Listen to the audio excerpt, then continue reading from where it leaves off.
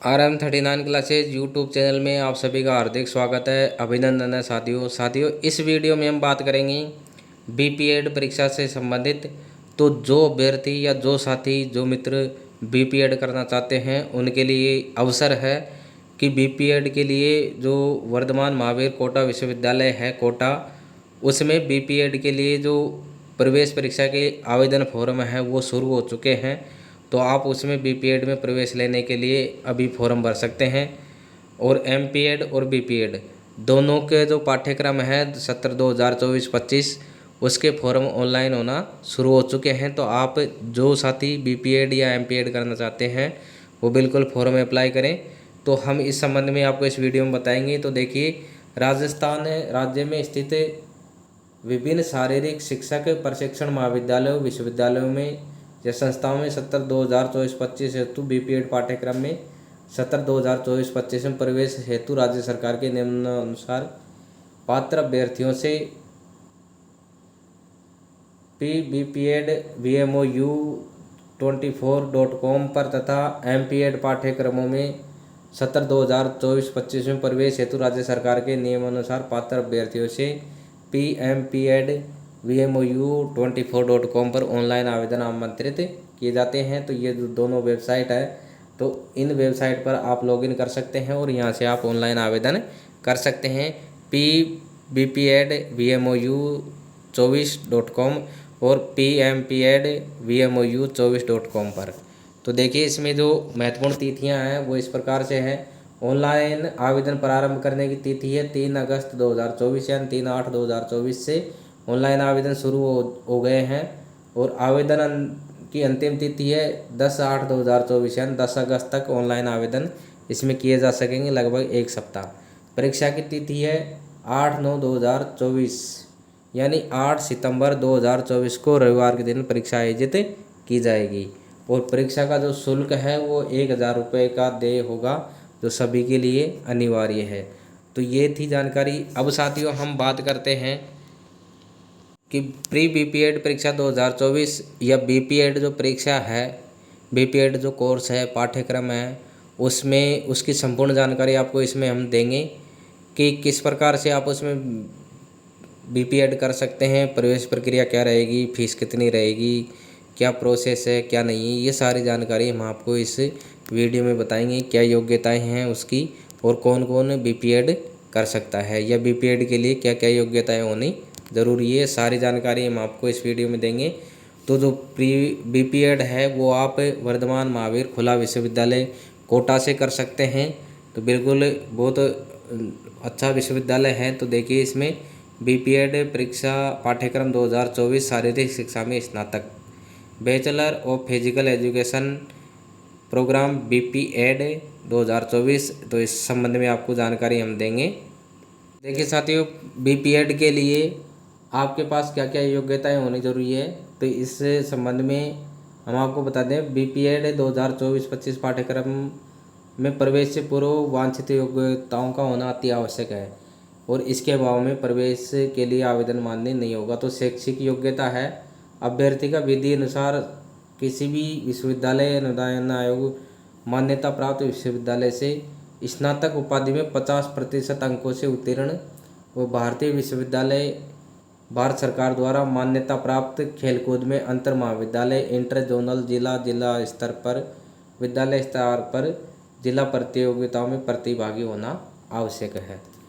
तो देखिए, इसके अंदर किसी भी जो अभ्यर्थी है उसको किसी भी संस्थान या महाविद्यालय से जो मान्यता प्राप्त है, निजी या सरकारी कोई सा भी, उसमें 50% अंकों से वो स्नातक की डिग्री उसके पास में होनी चाहिए, स्नातक होना चाहिए 50% अंकों से। दूसरा इसके अंदर है तो किसी भी विश्वविद्यालय संघ से, किसी भी मान्यता प्राप्त खेलकूद अंतर महाविद्यालय से, निजी महाविद्यालय हो या सरकारी महाविद्यालय हो, मान्यता प्राप्त खेलकूद में अंतर महाविद्यालय इंटर जोनल जिला या विद्यालय स्तर पर जिला प्रतियोगिताओं में प्रतिभागी होना आवश्यक है। यानी कोई भी वो खेल टूर्नामेंट जो खेल प्रतियोगिता हुई है उसमें जिला स्तर तक उसका भाग लेना आवश्यक है। वो जीतो या हारो, लेकिन उसका जो लेवल है खेलने का वो जिला लेवल तक होना ज़रूरी है, चाहे वो अपने विद्यालय स्तर पर खेला हो लेकिन वो जिला स्तर तक खेला हो, वो इसके लिए योग्य है।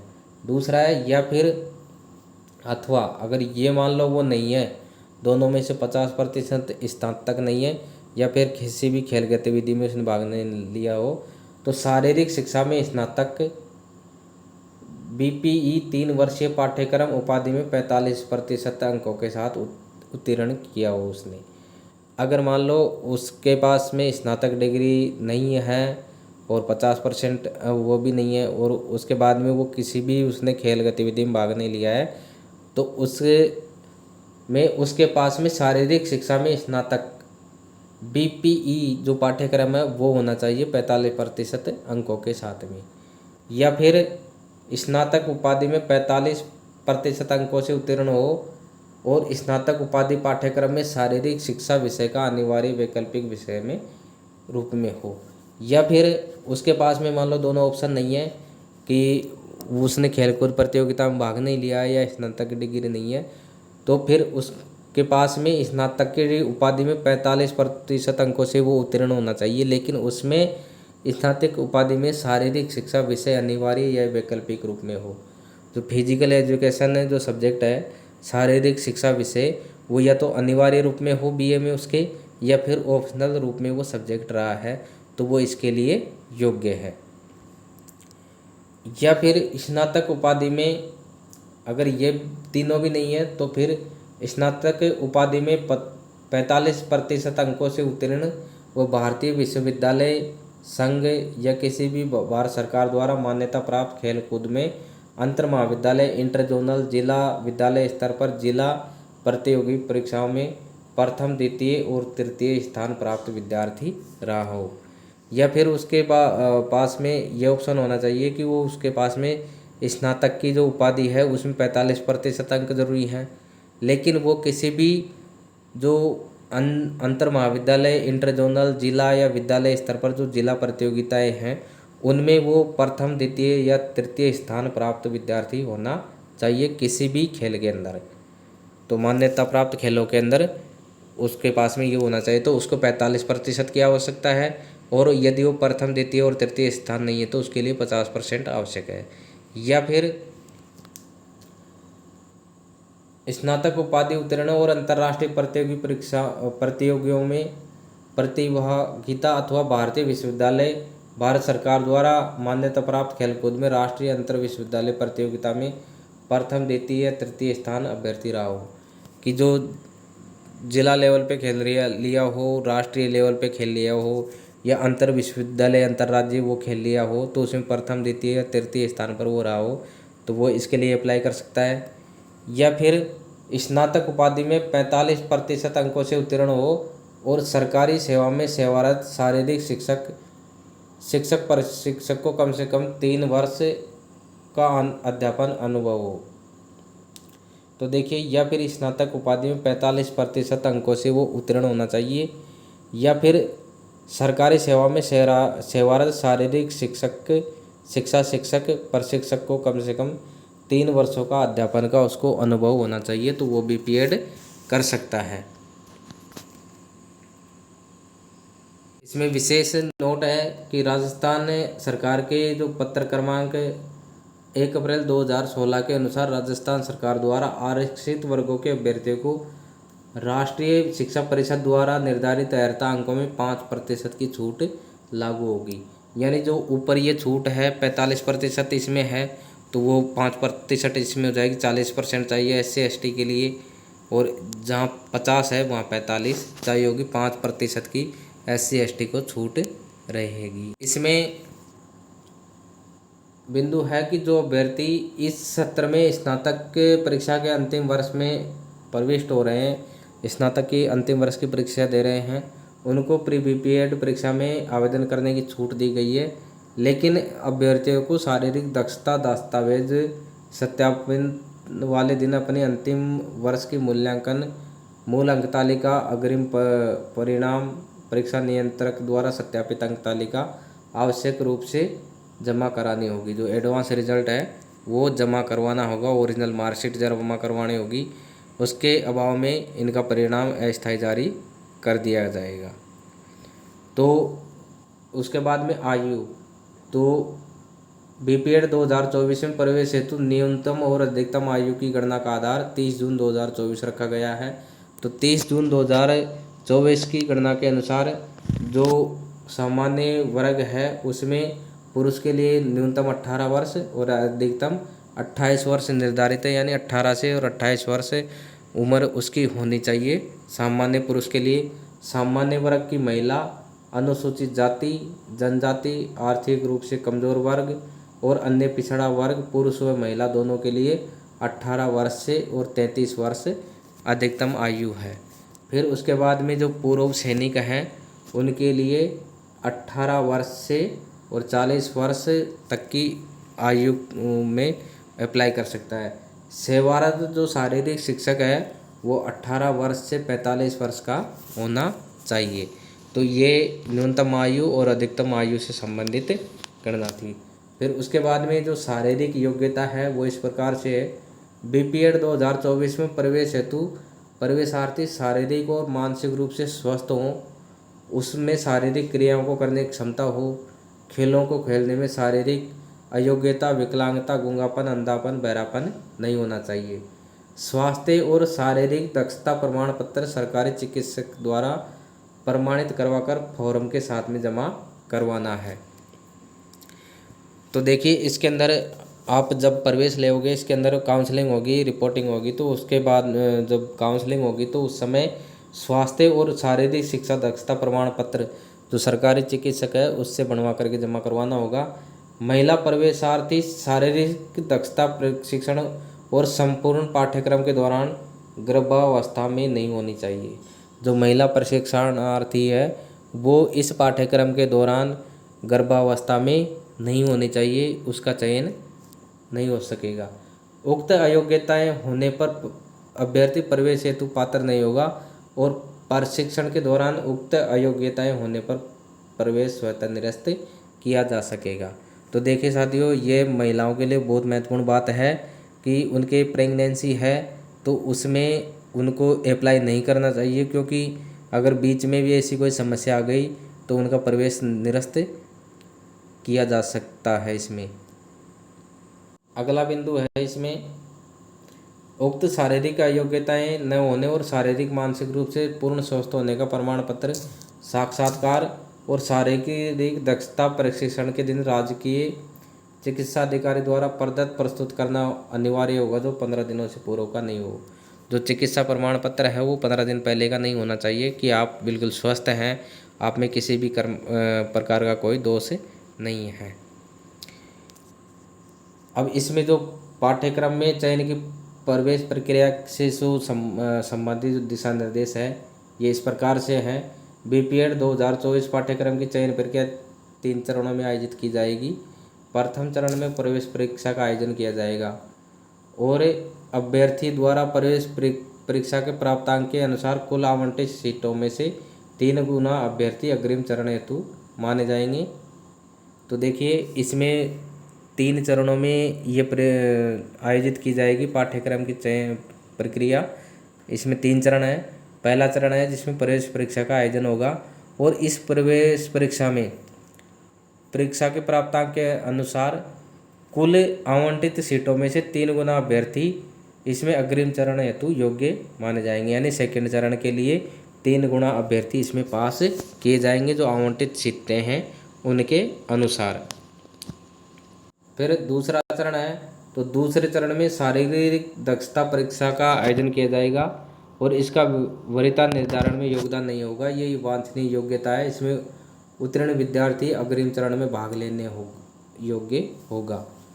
तो देखिए जो सेकंड चरण है वो शारीरिक दक्षता का है, तो इस परीक्षा इसकी जो वरीयता निर्धारण में इसका कोई फर्क नहीं पड़ेगा, इसको पास करना ज़रूरी होगा और इसमें पास करने वाला जो अभ्यर्थी वह अग्रिम चरण में जा सकेगा। अगर मान लो शारीरिक दक्षता में कोई फेल हो जाता है तो वहीं रुक जाएगा वो, और शारीरिक दक्षता जो फिजिकल होगा उसमें पास होने वाले समस्त अभ्यर्थियों को अगले चरण के लिए नामांकित किया जाएगा। फिर तृतीय चरण में वरीयता निर्धारण किया जाएगा।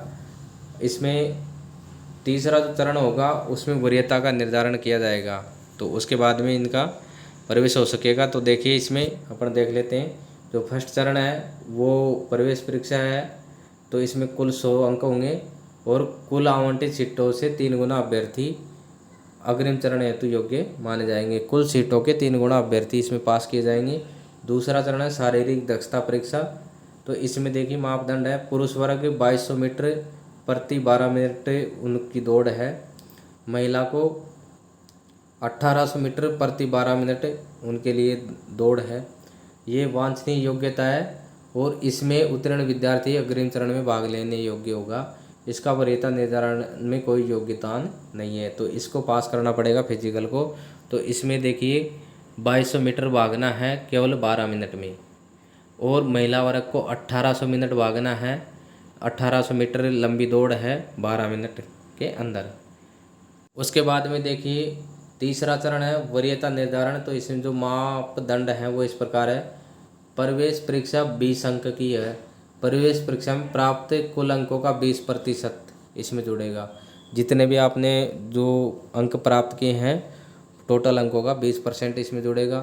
फिर स्नातक परीक्षा है, जो आपने ग्रेजुएशन किया है उसके 40% अंक इसमें जुड़ेंगे, 40 अंक इसमें जुड़ेंगे, 20 अंक जो प्रवेश परीक्षा दी है उसके 20%। CPED DPED किसी भी खेल में 1 वर्षीय डिप्लोमा, यदि आपने CPED कर रखा है या DPED कर रखा है या कोई भी खेल है उसमें 1 वर्षीय आपने डिप्लोमा कर रखा है तो उसके 5 अंक जुड़ेंगे। और खेल प्रमाण पत्र जो आपके हैं उसके अधिकतम 35 अंक जुड़ेंगे। इसलिए कुल अधिकतम 100 नंबर का ये पेपर होगा लास्ट वाला, तो उसके अंदर से आपको अंक हैं वो दिए जाएंगे। तो इसमें समझने वाली बात यह है कि जो आपकी प्रवेश परीक्षा होगी 100 नंबरों की, उसमें केवल जो वरीयता का निर्धारण होगा उस वरीयता के निर्धारण में केवल उसके 20% अंक जोड़े जाएंगे। 100 में से मतलब 100 नंबरों का पेपर होगा तो 100 नंबरों को उसके 20% अंक उसके जुड़ेंगे, और कुल प्राप्तांक अंकों का 20%, जो कुल प्राप्तांक अंक हैं आपके उसका 20% जुड़ेगा, न कि पूरे अंकों का। तो आपने जितने अंक प्राप्त किए हैं उनका 20% जुड़ेगा। फिर आपके जो स्नातक है यानी BA है उसके 40% अंक जुड़ेंगे, कुल प्राप्तांक हैं आपके उसका 40% जुड़ेगा। फिर CPED DPED या कोई खेल में 1 वर्षीय डिप्लोमा यदि आपने कर रखा है तो उसके 5 नंबर रहेंगे, और जो खेल प्रमाण पत्र है उसके अंक जुड़ेंगे 35। अब जिसके पास जैसा खेल प्रमाण पत्र होगा उसके अनुसार वो अंक जुड़ेंगे। राष्ट्रीय लेवल के जो खेल हैं उनके लिए 35 अंक जुड़ेंगे, सबसे हाईएस्ट है 35 अंक। उसके बाद में अंक कम होते जाएंगे। अब साथियों इसके अंदर जो अन्य राज्य के निवासी हैं वो भी इसमें अप्लाई कर सकते हैं, लेकिन वो सामान्य कैटेगरी के माने जाएंगे। अभी इसमें जो BPED है उसमें काउंसलिंग के टाइम जो दस्तावेज सत्यापन होगा उसमें जो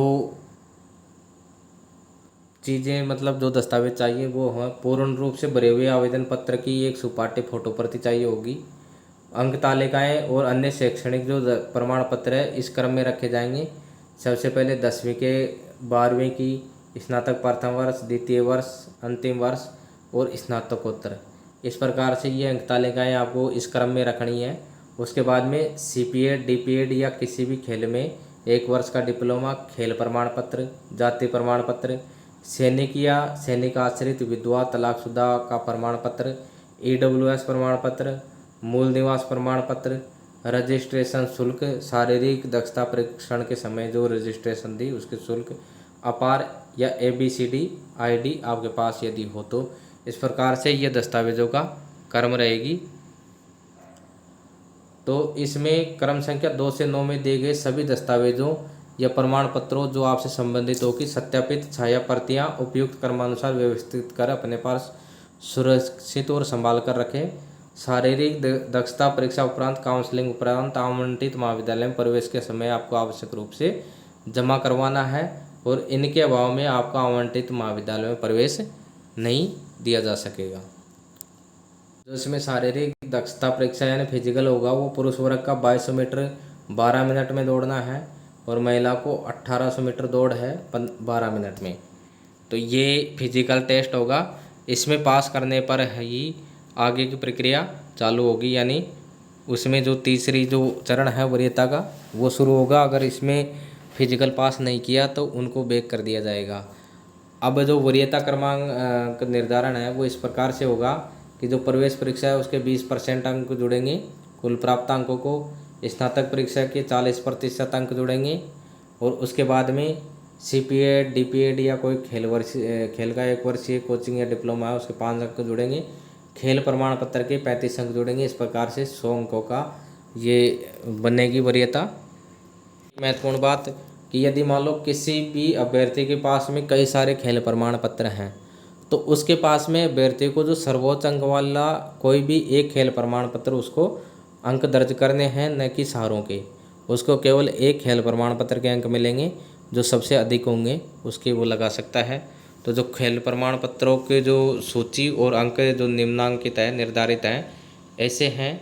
तो देखिए इसमें जो 35 अंक मिलेंगे वो किसके मिलेंगे, विश्व खेल स्कूलियन, world school game, world university खेल, वर्ल्ड यूनिवर्सिटी गेम्स प्रतिभागिता, अखिल भारतीय अंतर विश्वविद्यालय school game federation of India SGFI की राष्ट्रीय स्तर की प्रतियोगिता में प्रथम स्थान प्राप्त खेल प्रमाण पत्र धारियों के लिए, यानी राष्ट्र लेवल के जो खेल हैं उसके अंदर भाग लेने वाले अभ्यर्थियों के लिए प्रतियोगियों में जो प्रथम स्थान जिसने प्राप्त किया है उसके लिए 35 अंक निर्धारित है। या तो वर्ल्ड पे खेला हो या राष्ट्रीय लेवल पर जो खेला हुआ है उसके लिए 35 अंक। फिर उसके बाद में दूसरे पे अखिल भारतीय अंतर विश्वविद्यालय school games federation of India SGFI की राष्ट्रीय स्तर की प्रतियोगिता में द्वितीय स्थान प्राप्त खेल प्रमाण पत्रधारियों के लिए, जिन्होंने जो राष्ट्रीय स्तर की जो खेल प्रतियोगिताएं हैं उसमें दूसरे स्थान पर खेल प्रमाण पत्र जो प्राप्त किया है उनके लिए 30 अंक निर्धारित है। उसके बाद में अखिल भारतीय अंतर विश्वविद्यालय school games federation of India SGFI की राष्ट्रीय स्तर की जो प्रतियोगिताएं हैं उसमें तीसरे स्थान पर जो रहे हैं उनके लिए 25 अंक है। उसके बाद में games federation of India SGFI की राष्ट्रीय स्तर की प्रतियोगिताओं में प्रतिभागी खेल प्रमाण पत्रधारियों के लिए 20 अंक, यानी राष्ट्र स्तर की किसी भी प्रतियोगिताओं में किसी ने भाग लिया हो, चाहे वो उसने निर्धारित जीत हासिल की हो या नहीं की हो, लेकिन उसने भाग लिया है तो उसके लिए 20 अंक। इंटर जोनल अंतर महाविद्यालय स्कूल राज्य स्तर, संस्कृत विद्यालय राज्य स्तर, Vidya Bharati KVS Navodaya Vidyalaya IPS CBSE national स्तर की प्रतियोगिताओं में प्रथम स्थान प्राप्त खेल प्रमाण पत्रधारी के लिए 20 अंक है। यानी राज्य लेवल की जो टीमें हैं जो जो स्कूल हैं, यानी जैसे राजस्थान में जो टूर्नामेंट होती है तो संस्कृत विद्यालय राज्य स्तर के जितने भी टूर्नामेंट है उसमें प्रथम स्थान प्राप्त करने वाले अभ्यर्थी के लिए 20 अंक निर्धारित है। उसके बाद में इंटर जोनल अंतर विश्वविद्यालय राज्य स्तर स्कूल संस्कृत विद्यालय स्तर और Vidya Bharati KVS Navodaya Vidyalaya IPS CBSE national स्तर की प्रतियोगिताओं में द्वितीय स्थान प्राप्त, यानी राज्य स्तर की जो प्रतियोगी परीक्षाएं हैं उसमें द्वितीय स्थान को 15 अंक, और इंटर जोनल विश्वविद्यालय और जो राज्य स्तर की प्रतियोगी परीक्षाएं हैं उसमें तृतीय स्थान वाले को 13 अंक, और जो राज्य स्तर पर जिसने खेला हो जोन अंतर विश्वविद्यालय स्कूल राज्य स्तर, संस्कृत राज्य स्तर, KVS Navodaya IPS CBSE national स्तर की जो प्रतियोगिताएं हैं उसमें प्रतिभागी खेल प्रमाण पत्र जो है जिसने भाग लिया है उसको 12 अंक दिए जाएंगे। उसके बाद में अंतर महाविद्यालय, संस्कृत अंतर महाविद्यालय स्कूल जिला स्तर, संस्कृत विद्यालय संभाग स्तर, Vidya Bharati KVS Navodaya Vidyalaya IPS CBSE regional या क्लस्टर स्तर की प्रतियोगिता में प्रथम स्थान को 10 अंक, यानी जो राज्य स्तर क्या जिला स्तर पर या संभाग स्तर पर जो इसने संस्कृत डिपार्टमेंट में संभाग स्तर पर जिसने टूर्नामेंट में भाग लिया है, और जो राज्य सरकार की जो स्कूलें हैं सामान्य उसमें जिला स्तर पर जिसने प्रथम स्थान प्राप्त किया उसके लिए 10 अंक। अंतर महाविद्यालय संस्कृत अंतर महाविद्यालय स्कूल जिला स्तर, तो इस पर द्वितीय स्थान को 8 अंक, फिर तृतीय स्थान को 6 अंक जो जिला स्तर पर है, और अंतर महाविद्यालय संस्कृत अंतर महाविद्यालय स्कूल जिला स्तर पर या रीजनल या क्लस्टर स्तर पर जो जितने भी प्रतिभागी हैं उन्होंने खेल प्रमाण पत्र में भाग लिया है जिला स्तर पर, तो उनके लिए 4 अंक इसमें निर्धारित हैं। तो दूसरा है कि सेवारत शारीरिक शिक्षा शिक्षक को उक्त शैक्षिक योग्यता खेल प्रमाण पत्रों के साथ किसी राजकीय या अनुदानित गैर राजकीय विद्यालय में न्यूनतम 3 वर्ष की निरंतर सेवारत होना आवश्यक है, वो इससे बीपीएड कर सकते। तो साथियों, ये थी जानकारी बीपीएड परीक्षा 2024। यदि आप बीपीएड करना चाहते हैं तो वर्धमान महावीर खुला विश्वविद्यालय कोटा से आप बीपीएड कर सकते हैं, जिसकी जानकारी मैंने आपको बताई कि किस प्रकार से चयन होगा, फोरम की डेट कब से कब है।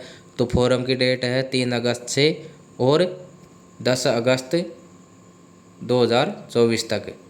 3 अगस्त से और 10 अगस्त तक आप फॉर्म अप्लाई कर सकते हैं और फिलहाल फॉर्म चल रहे हैं, तो जितना जल्दी हो सके आप फॉर्म भर दीजिए अगर आप में योग्यता है। और इसकी प्रवेश परीक्षा की तिथि है 8 सितंबर 2024 को रविवार के दिन आयोजित की जाएगी। प्रवेश शुल्क है अभी 1000 रुपये। तो साथियों, मैंने आपको ये सारी जानकारी दी कि कौन योग्य है बीपीएड करने के लिए, क्या क्या योग्यताएं हैं, क्या क्या नहीं है, कैसे प्रवेश प्रक्रिया होगी, क्या क्या प्रक्रिया चलेगी, ये सारी जानकारी इस वीडियो में बताया आपको। अगर आपको ये जानकारी अच्छी लगी हो तो लाइक और कमेंट अवश्य करें साथियों। अगले वीडियो में नई जानकारी के साथ में फिर मिलते हैं। नमस्कार, धन्यवाद।